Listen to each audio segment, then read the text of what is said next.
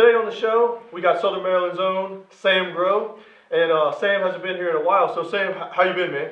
Good, man. I've been keeping busy and staying out on the road. And yeah, you guys doing a lot of touring? I mean, we've been doing 250 days a year, so we're still doing that. And just now I'm down in Nashville and writing songs all during the week and traveling back and forth. Now, a lot of people don't know, you came in here when you were actually 16 years old for the first time. And I remember, remember you came in and I said something like, wow, your vocals are amazing, or something about, but your guitar playing is not so hot. Remember that? It's just a funny story we played. I remember it clearly. You said that you said I couldn't play guitar at all, but my vocals were fire, so I should keep doing that. And your vocals are still fire, man. Yeah, but you said you needed a band when you first came in, and we started off doing a little acoustic stuff, and then you mentioned like you need players and you need a band.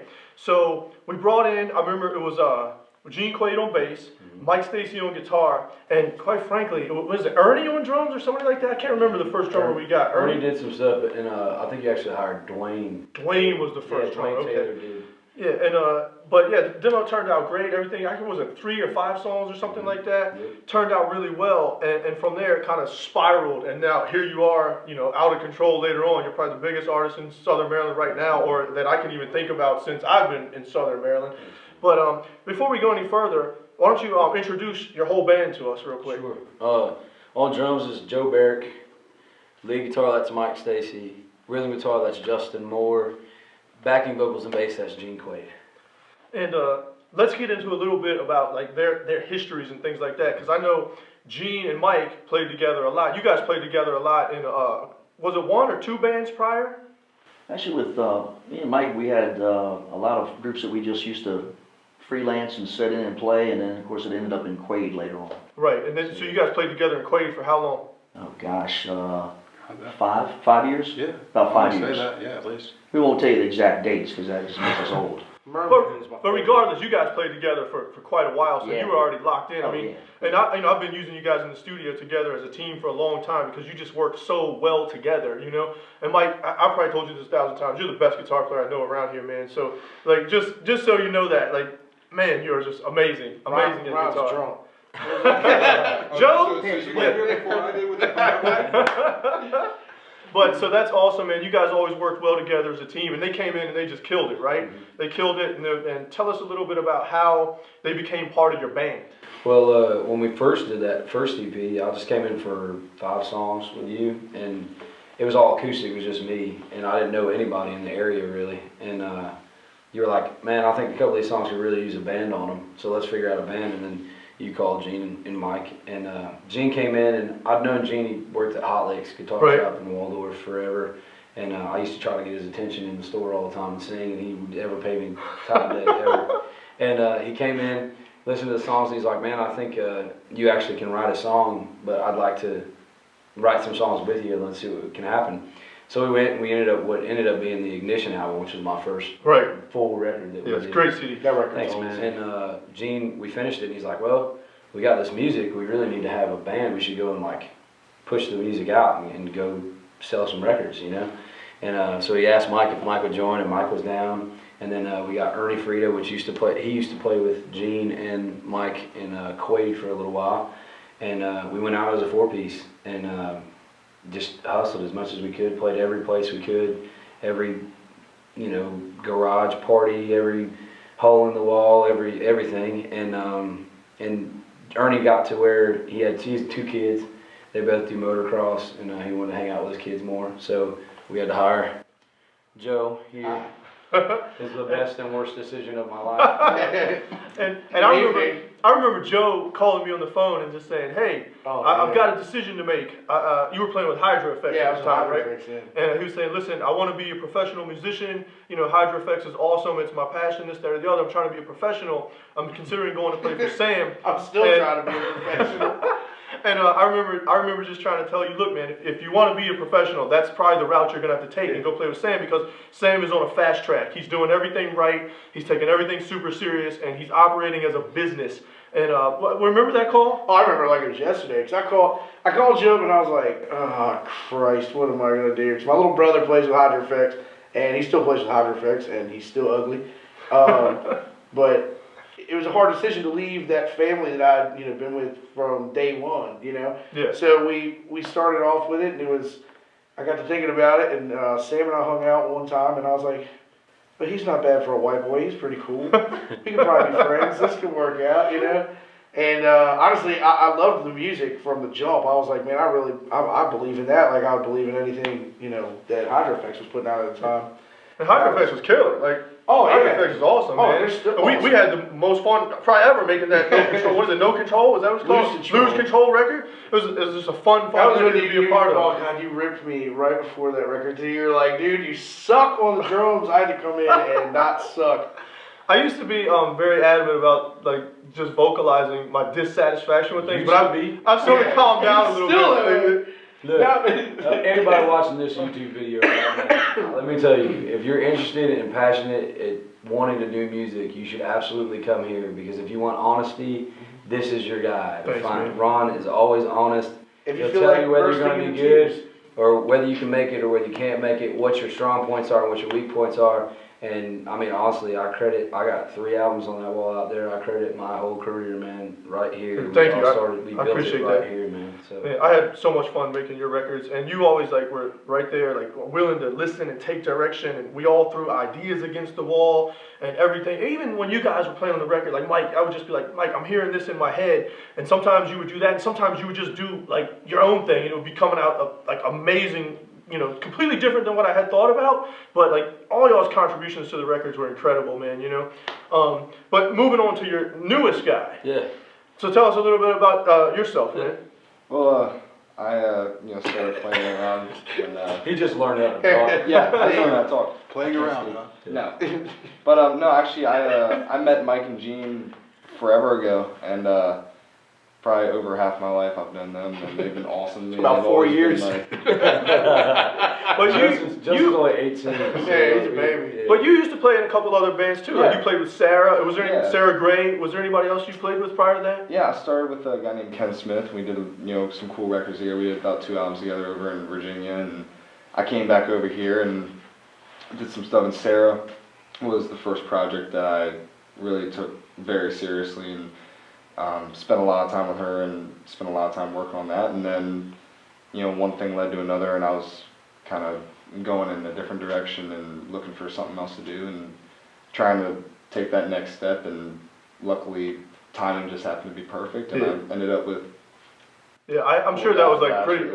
It was pretty good for you, right? Like you was like, whoa, and I'm playing with. All of a sudden, you're just out there playing with one of the biggest bands from here, and they're doing all these national tours and things like that. So that had to be pretty exciting for you, right? It's absolutely, it's one of the most exciting and at first daunting things Daunting. But as soon as I stepped in the van with them, it was always just like the most fun and enjoyable ride. They probably give you a hard time all the time. Oh, right? Just yeah, nonstop. man. You're the youngest guy. I hate to use the term like good for your age, but man, for your age, you're a phenomenal player. Thank You so I can see how you fit right in with these guys, because all these guys, as well as I do, are amazing at what they do. Every single person in this band is amazing, and that's why other than your hard work and your promotion and all the extra business stuff you do, that's why you guys are so successful. You're all just amazing at what you do. Thanks, man.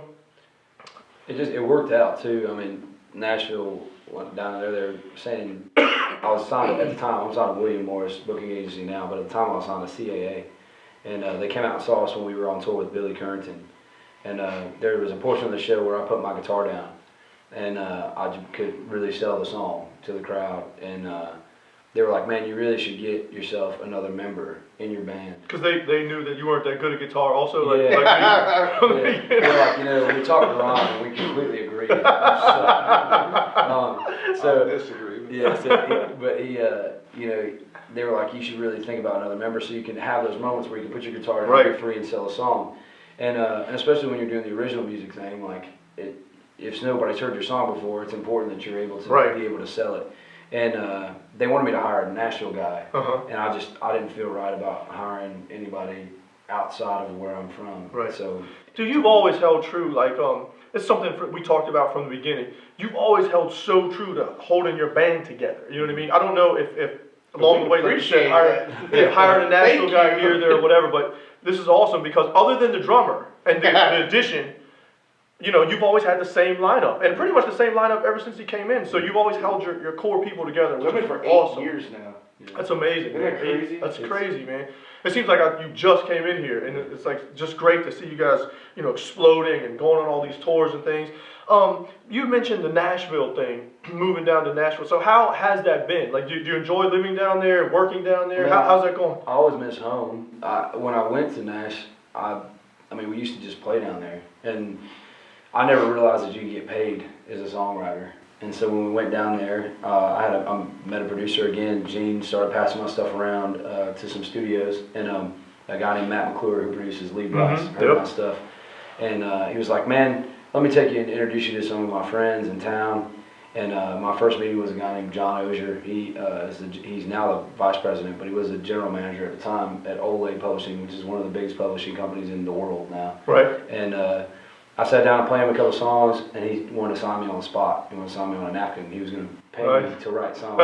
And he was like, "Man, you know, we'll start you out right now. We'll give you $25,000 a year." And I'm like, "Hell yeah, let's do it," you know? And Matt was like, "No, hold off." And we went and did another write with Curb, and I did a retreat with them.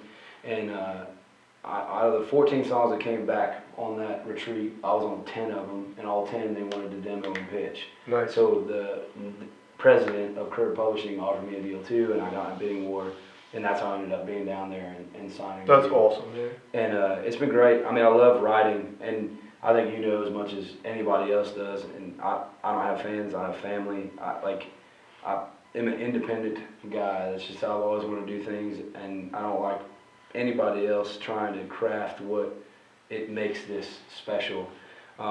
So as far as the writing end in Nashville, it's been awesome. As far as the record deal portion of Nashville, that's been a bit of a challenge. Yeah, So you're back. Are you just back and forth all the time? Yeah, always coming back. I mean, and I'm always meeting them. But now, I think we only play Maryland maybe once or twice a month now. Now we've got a way big family of support now. Well, it's hard to play always here when you're always doing constant. And just speaking of the touring real quick, as soon as Mike came in today, you had mentioned to me like, "Man, you got like what, 5 hours sleep in 3 days?" Something like that. Yeah, just because of the constant touring and playing. That's pretty average for all of us, really. Yeah, you guys all like just grinding like every day. That's what you gotta do.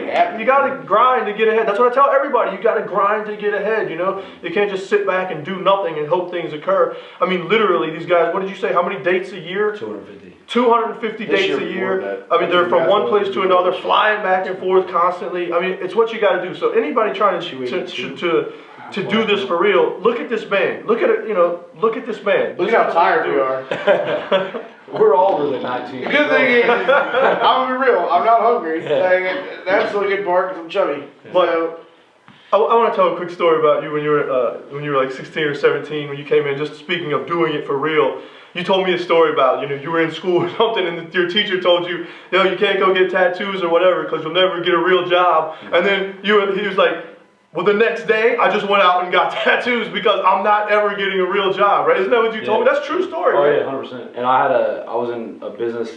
I was gonna do college for a little bit, and that ended up working out for me because I did a business administration. I was like a semester and a half away from graduating, and I was sitting there in one of my business classes, and the lady was like, "Look, if you get any tattoos past your wrist, you're never going to work in corporate America. You might as well go." So the next day I went and got a music note past my wrist so I could not ever have to do it. Like I'm with you, anything, man. just jump head first in, Yeah, and all these people with their parents tell them they can't do this, they can't do that. That's just a bunch of nonsense. You can do whatever you want to do. Yeah. You don't have to be extreme like him and go cover your arms, but you can do whatever you want to do. Go get a nipple ring. Yeah. Don't let anybody ever tell you can't work in a studio, you can't be a musician, you can't do this, because everybody right here is a testament to say that you can do whatever you want to do. So just keep that in mind. But honestly though, the people that tell you that you can't, cherish that, because honestly, that was a fuel for me. I mean, I remember when I came in and told you that I was going to have my kid when I was 20. Yeah. I had a little girl, she's about to turn 8, and I had her young. And I came in and told Ron, he's like, "Man, you're going to have a kid now." He's like, "You might as well hang it up. Throw it away, man." He's like, "Now you're stuck. You're not ever going to do it." And literally, I was like, I'll show you. Yeah, I mean, I'm so glad you kept going. I really thought that was going to be probably your end, you know? I mean, there's a lot of people told me that, but Yeah. again, it's just a good testament. If you got kids, if you got whatever you got going on in your situation, if music's something that you want to do, I'm telling you right now, he's got 3 kids. Yep. Like, Holy crap. You just had a new Man, baby, 7 right? weeks. She's literally, this is the hard work stuff that you're talking about. She's 7 weeks old. I think I've seen her for 2 weeks. Yeah. We were just on the road. Sacrifices, man. Just Yeah. sacrifices. So I come home and I'm like, hey, do you remember me? Do I need to go to Maury? Like, I gotta prove I'm your dad. Like, it's crazy, man. DNA does. Yeah, she's beautiful. Preston James, what's up? You'll see this one day in about 10 years and be like, wow, my dad used to be skinny. Because I'm gonna be a lot larger than that. They'll have phased you to that by the way. Yeah. So right now, you know, I don't know, how many CDs did we do before you, you know, moved on, went to Nashville? well, I mean, we have 3 records, and then we also have a whole bunch of singles. Yeah, we worked a lot. My man. first run of charting singles, I recorded them here. Yeah, and then so now, where are you at now? You've done. Is this your second record since you've left I'm here? working on my second album now. I have one EP Mhm. that I put out through Ole Red Dot Records, and now I'm working on my next Nice. full-length now. And they just let me put out a single, and honestly, they didn't even. And I can say it. I'll be honest with you. They didn't even let me put that out, but I decided on myself to put it out, and was just like, I'll do it anyway. What are they gonna Thug do? life. What are they gonna Yeah, do? that's great. And you had a lyric video for it already. That's Yeah. doing well. And you said you're gonna make a video for it, probably. Yeah, I'm gonna shoot a full video for it. Well, that's cool. Maybe if it's cool with you guys, we can you know, a little bit later, you guys can set up and play an acoustic version of that or something, Yeah. and we'll check that out in just a bit. Yeah. So right now, I just want to talk to you guys a little bit about the evolution into country music, because when you first started, you really weren't, you know, I don't even know if I could define, you had a lot of soul in you, and then, you know, I was trying to always push you a little bit towards the pop direction, and Gene came in, and Gene, I think you called it, like you were saying these things they sound country, the country, and I think we used to always go back and forth on what we wanted him to do, and you know, you always thought it was country, right? Like you Yeah. always thought it could be country. Yeah, I used to, it was funny because I'd hear him write these lyrics and he'd go, oh, I can't put that in there because that sounds too country. And I'd be like, man, it's in you, you know, it's like, just do it, you know. Stop fighting it. Yeah, stop fighting it, so. Well, I think that's the beauty of, like, some people might not know either. Like, I have a full-length record that we did here, where we came in and I bought the studio for 40 days, and for the first 10 days, me, Ron, and Gene sat and we wrote a record, and then the next 30, we just lived in here every day and worked. And I think that's the beauty of having a studio like this here in Southern Maryland and anywhere really. This is where you discover yourself as a writer and as a artist. Like, I don't think anybody really knows what they are when they first start. You're just trying to figure out. Oh, you were 16. Yeah, and you know, I think that you come in and you just want to explore all the different options. That's why it's so important, like when you come into a studio and you want to get into this next level of, you know, becoming an artist, have a budget. Like, come in and have a budget to where you can work with somebody and really discover, because this is where you discover yourself. These studios have a vibe. They have something that you can come in and work and discover yourself as an artist. And, you know, we started making that stuff, and first radio stations started picking up as country stations, and ever since then it's always been country stations. And I was like, well, I guess that is our genre. And so me being the kind of guy that I am, you know, I wanted to study everything there is to know about that genre, which I already knew a lot about it, because I mean that's all my dad ever played me was that and soul music, and I just wanted to execute it better. So You got some very soulful stuff too on the early records, yeah, right? Like, yeah, I mean that's my jam. I love that. yeah, you got a great voice for that, man. I always tell, like, I literally just got a message, like, last night, somebody was asking me, hey man, I'm going to put my faith in you and you're going to make a great CD and I'm going to do this. And I was like, no man, it's not about that. It's about the artist, the quality of players involved. And he was talking about, you know, he's going to play his own drums or play his own guitars or something like that. And he may not have been up to the caliber. And of course, I still use these guys as my team, like for you know, recording music here. I mean, they're my go-to players. Gene on the bass, sometimes backing vocals, Mike on guitar, and Joe on drums. It's pretty much who I call on every single time I need a record. And I was trying to explain to him, don't put your faith in me. I mean, you can a little bit, but put the faith in the players, and most importantly, the songs, right? Because you said we spent all those first like 2 weeks almost just writing songs. Yeah. You know, and sometimes it does help if you have a couple people in. I mean, you probably know down there even writing right now. You probably write with a team of people. You know. Yeah, it's co-writes every day, and I write every single day, and it's always with at least one other person or two other people, and always write up. Like for anybody who's wanting to become a songwriter, find other writers that are way better than you and write with them. Like if you want to get better at something, you don't write with somebody that is of lower caliber. You want to try to write with people who are more established. You know. We both probably always looked up to Gene because Gene always wrote these great songs, and I mean, Gene, you wrote one of my favorite songs ever. I mean, national or on any level, called "Hard Life," you know. And then I love that song, man. So we always look up to you for writing, you know. Real quick, let's move. Let's kind of change gears real quick. I want to talk about a couple other bands, and a lot of times bands will get in here, and it's not just one or two bands. It's like every band I talk to, and they're always talking about Sam Grow, how much you actually help them and try to, make them better as musicians. Just like we were looking up to Gene as a songwriter, they're looking up to you for how to do things right. And I must have talked to 10 bands who just credit you in helping. How important it is to you to help other Southern Maryland bands get out there? Well, I mean, especially our area, it's extremely important to me because this scene where we're from, if you don't allow, look, nobody wants to listen to it. Like, look at your iPod or your Spotify or whatever. Nobody wants to listen to the same artist over and over again. You have to have other voices. You have to have other styles. You have to have other, inputs. And to keep a scene alive, especially in an area like this, you have to have people that want to be good and want to get out there and play as much as possible, or you won't have a scene. It's just that simple. Like, what makes a good place to go and watch music is because you have the bands that put in the effort and do that. And plus, I was fortunate coming, with Gene and Mike, and they've been playing and y'all have been in the scene forever. And there was other artists around here that just extended their hand out to me and wanted to help me. So I always knew that that's what I wanted to do for other bands too. If we're not in it together, then the hell are we doing it for? And we got a lot of good country bands around here. I mean, this is Maryland, but we got a lot. I mean, we got when Sarah was doing her thing with Justin, that was great stuff. We got Driving Muzzy. We got we just cut Robbie Booth. I mean, there's a lot of good up and coming country artists around here. Philip Parsons, I haven't heard his stuff yet, but I've heard a lot about him. I mean, there's lots and lots of good stuff around here. But everyone's always so appreciative to you for like helping, and you're putting them on shows, and you're just giving advice and these kind of things. And we just had like a guitar player for another band in here, and just even talking about you called Mike, you called him to the side one day and just gave him some advice, literally, and that just stuck with him.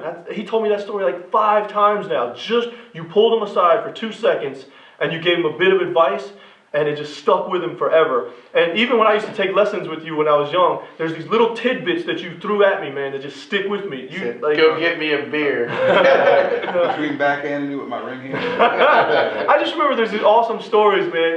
I remember one day you said, man, Ron, you could play a note like this, and you hit it very bland, and then you said you could play a note like this. It was the same note.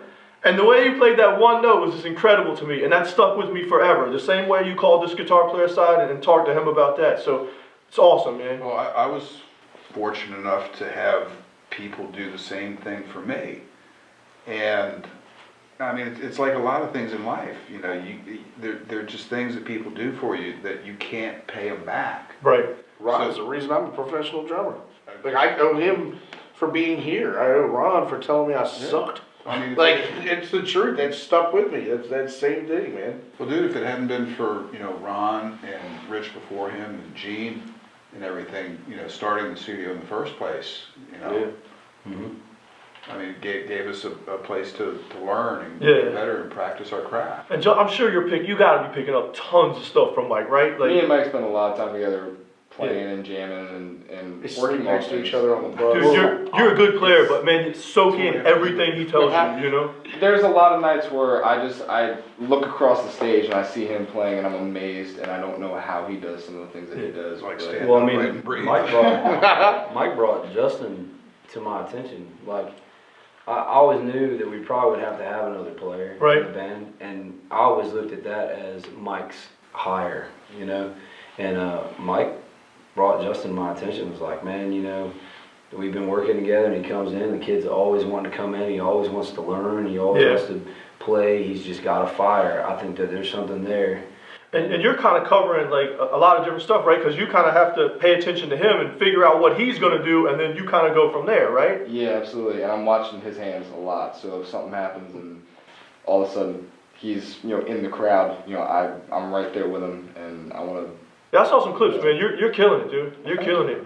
And then Joe, you mentioned the stuff about your stuff. Like, let me tell you this about yourself.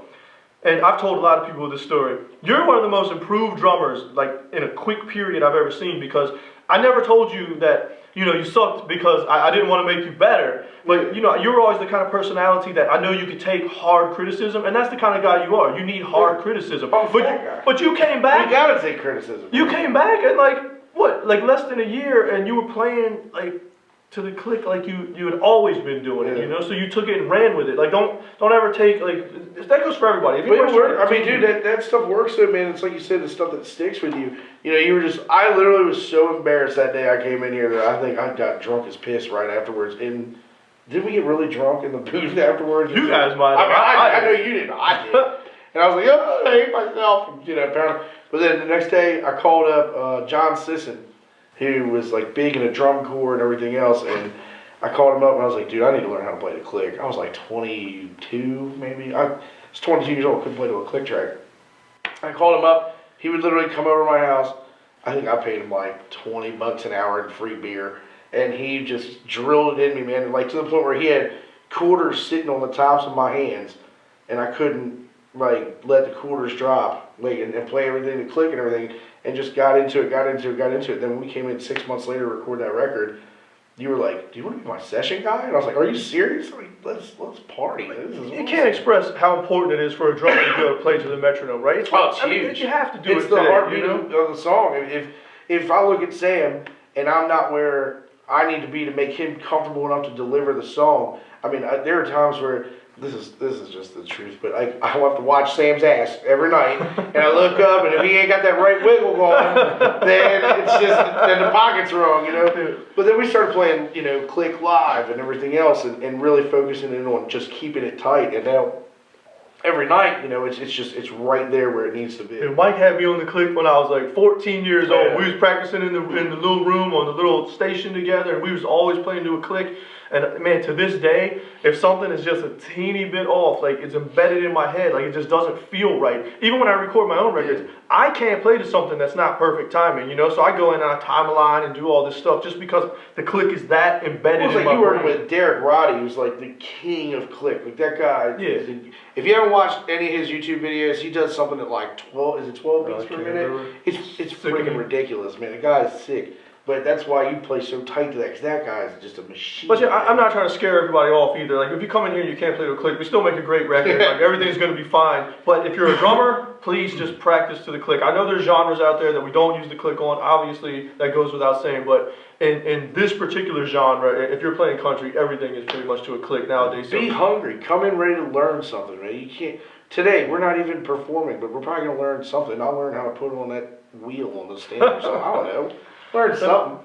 Let me shift gears one more time. And this is like the one thing that I try to embed. This is the whole reason this show is here pretty much, to promote original music, okay? So like everyone knows how I feel about like constantly the club owners and things like that. But you know, from day one, you were doing original music from day one. Even though you got to play covers a little bit around here, but it's been important to you to play originals from day one. Now, has it been hard? Now that you're bigger, you don't have much issue implementing the originals when you want to. But how hard was it at first to start doing your originals? It's always hard. I mean, but it can be done. Yeah, to this day, every time we play new markets, we have to play covers. But the beauty of an artist, man, I say it all the time, if I was allotted the amount of fire that social media has now, when I first started, because when I first started, it was like MySpace, right?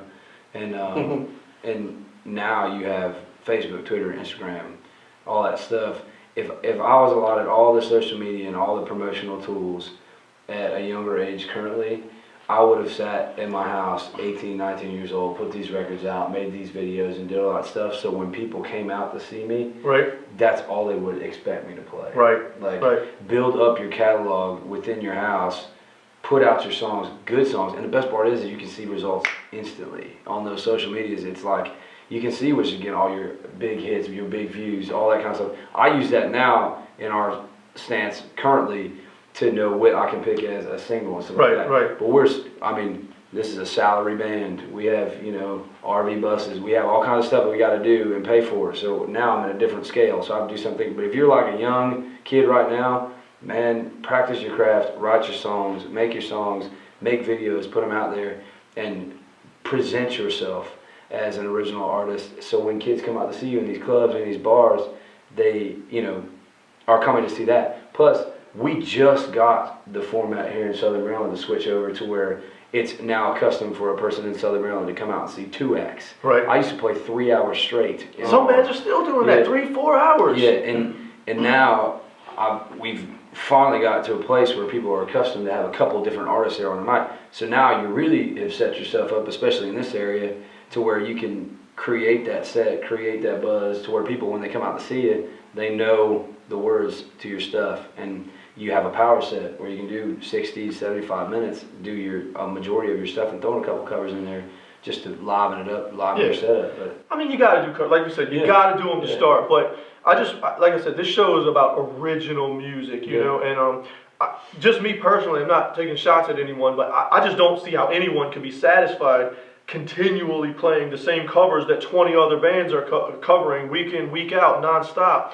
I mean, I guess it's cool if you're just doing it to do it as a hobby, make a couple extra bucks, but if you really want to do it for real, I think you have to write your own material at some point or another. You have to. Yeah, absolutely. I mean, if you want to advance as an artist, I mean, for me, it's always been, do you want to be the band that always plays somebody else's songs, or do you want to be the artist or band that creates such an impact and with a song to where all the other bands now have to play your song? It's just fun creating too. Like I'm sure in everyone can just have fun playing some cover songs or whatever. But Mike, I mean, how awesome is it when you're in the studio creating a song?